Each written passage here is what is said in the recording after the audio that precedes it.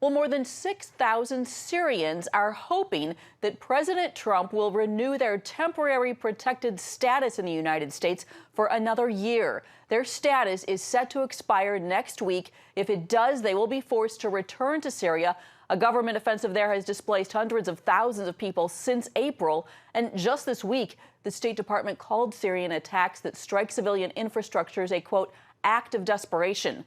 Joining us now with more is Erica Hanichak. She's the Government Relations Director at Americans for a Free Syria. Erica, thanks for joining us.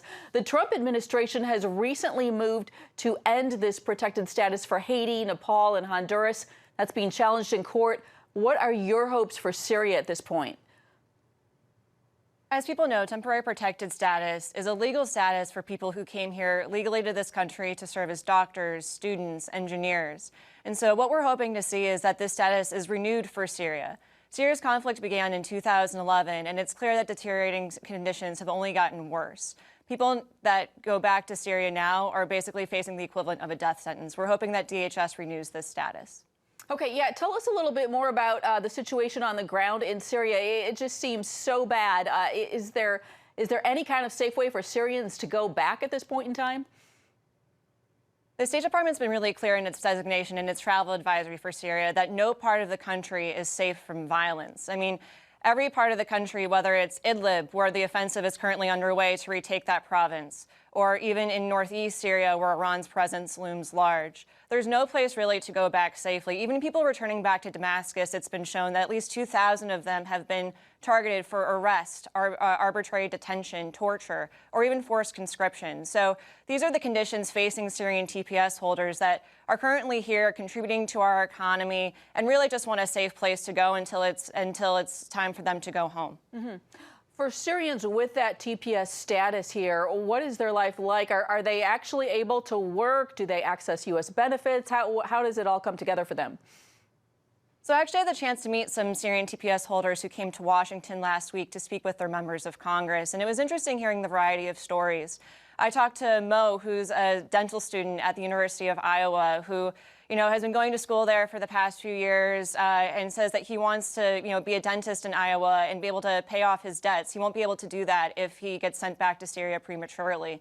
Likewise, I was talking to Michael, who was raised in a Christian family in Aleppo, and he fears that going back to Syria could, mean certain death facing Iranian-backed militias that have occupied that area, or even being targeted by the Assad regime. He currently lives in New York and is an artist there, and so it really is a wide variety of, Christians, Druze, Muslims who have come to the United States through legal channels, many of whom came even before the war started, but have gotten caught up in a tough situation now where there's nowhere for them to go. Many of them hold Syrian passports that have expired, and the government has asked them to come back to Syria in order to get it renewed, which means that they'll be really targeted for detention and arrest. And so things aren't safe for them. They're here.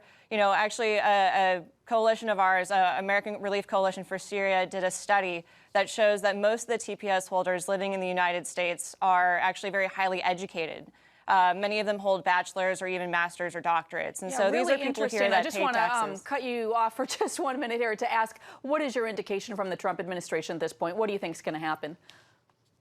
We're hopeful. The Trump administration renewed this status in March of last year.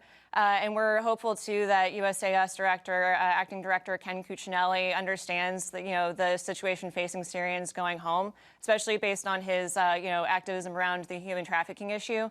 But we've been told by allies in the administration not to take anything for granted. So we just want to make sure we get the message out there and encourage the Trump administration to renew the status. Well, we'll definitely be following this. Erica Hanichak, thanks for your time.